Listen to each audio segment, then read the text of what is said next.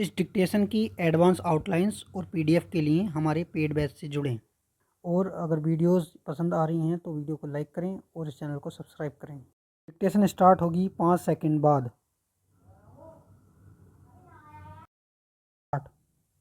अध्यक्ष महोदय, सबसे पहले मैं अपने माननीय कार्यकारी पार्षद महोदय को, जिन्होंने बजट भाषण दिया है और अपनी नीतियों की घोषणा की है, उसके बारे में मैं उनको हृदय से बधाई देना चाहती हूँ।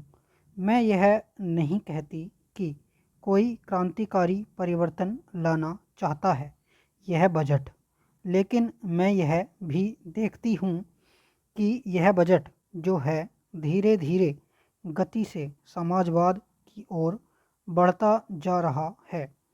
अपनी नीति से यह भूतकाल और वर्तमान दोनों को एक कड़ी में मिलाकर हमें उज्जवल भविष्य की ओर ले जाता है। ऐसा मुझे कहना है इस भाषण को पढ़ने से कि इसमें हमारा कोई भी वर्ग समाज का ऐसा नहीं है जिसे अछूता छोड़ा गया हो, क्योंकि भारतवर्ष एक कृषि प्रधान देश है।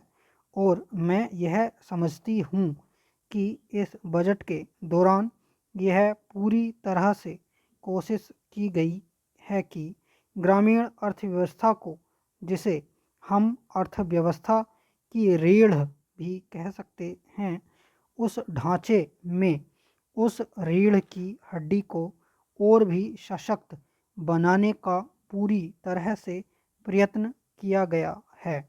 हमारे ग्रामीण भाइयों के लिए जो कोशिश की गई है इस बजट के अंतर्गत, वह है उनको सिंचाई के लिए कुएं, गांवों में उनके लिए पक्की सड़कें, जिससे उनके खेत और घर दिल्ली के साथ जोड़ने की कोशिश की गई है। जितना भी इसमें व्यवस्था की गई है उससे ग्रामीण भाइयों को बड़ी भारी सहायता मिलेगी। उसके अतिरिक्त ग्रामोद्योग के द्वारा जो रोजगारी का प्रबंध किया गया है उससे भी ग्रामीण अर्थव्यवस्था को एक बहुत बड़ी सहायता मिलेगी। मैं इनका ध्यान इस ओर दिलाना चाहती हूँ कि जहाँ तक शिक्षा का संबंध है, इस बजट में कोई विशेष प्रावधान नहीं किया गया है। मैं यह नहीं कहती कि शिक्षा के दौरान ज़्यादा स्कूल न खोले जाएं, पर हमारी यह नीति होनी चाहिए कि भले ही स्कूल थोड़े खोले जाएं, पर सबसे बड़ी आवश्यकता इस बात की है कि शिक्षा की नीति में परिवर्तन की ज़्यादा आवश्यकता है, क्योंकि हम प्रजातंत्र में रहते हैं। प्रजातंत्र को अगर हमें सफल बनाना है तो सबसे पहले हमें ऐसे नागरिक चाहिए जिन्हें अपने अधिकारों और अपने कर्तव्यों का भली भांति ज्ञान हो। शिक्षा की वर्तमान नीति से हम अपने अधिकारों के प्रति ज़्यादा सजग होंगे और कर्तव्यों के प्रति बिल्कुल सजग नहीं होंगे। श्रीमान, मैं आपको बताऊंगा कि खेती में सुधार के बारे में हमारे कुछ लोगों के का क्या विचार है।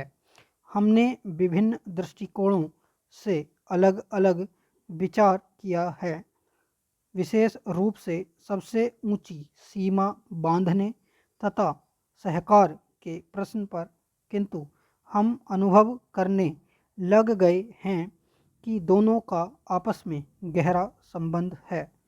अगर हमारे देश में बड़े बड़े फार्म होते तो यह कल्पना की जा सकती है, भले ही आप इससे सहमत न हों, कि उनका कार्य संचालन दक्षता से होता और उत्पादन भी बहुत बढ़ सकता और साथ ही साथ आधुनिक तौर तरीकों का विस्तार हो सकता। भारत की मूल समस्या यह है कि यहाँ जोत की भूमि छोटी है और टुकड़ों में बटी है। साधारण तौर पर मैं कहूँ कि यह 1, 2 या 3 एकड़ है। इतनी छोटी जोत की भूमियों से हमारे किसान केवल अपना काम भर चला सकते हैं, लेकिन आधुनिक तौर तरीकों को अपनाने में बहुत कम प्रगति करेंगे। अब सबसे ऊंची सीमा बांध देने से ऐसा भी हो सकता है कि कुछ एक जो बड़े फार्म हैं उनमें काट छांट हो, जो कि प्रयोजन भी है। अगर आप चाहते हैं कि प्रगति हो और आधुनिक तौर तरीकों का प्रचलन हो, तब तो ये अनगिनत छोटे छोटे फार्म हैं, इनको सहकारी ढंग से चलाना है, जिससे कि वे आधुनिक उपायों का लाभ उठा सकें। सहकारी ढंग से कार्य करने से मेरा मतलब है विविध प्रकार से सहयोग देना। हम सोचते हैं कि पहला कदम सहकार होना चाहिए और ऋण के अलावा अन्य कई प्रकार से भी सहायता की जा सकती है, जैसे वस्तुओं को खरीदना और बेचना, बीज, खाद तथा इसी प्रकार की वस्तुओं को दिलाना। दूसरा कदम है धीरे धीरे बीच वाले आदमी को हटा देना। फिर दूसरी स्थिति आती है जिसको मिलजुल कर खेती करना कहते हैं, यद्यपि उसमें भूमि पर अधिकार बना रहता है। इस प्रकार का हमारा दृष्टिकोण है, जिससे अधिक से अधिक सीमा की समस्या को सहकारों से अधिक जोड़ा जा सके, नहीं तो उत्पादन गिर जाने का भय है।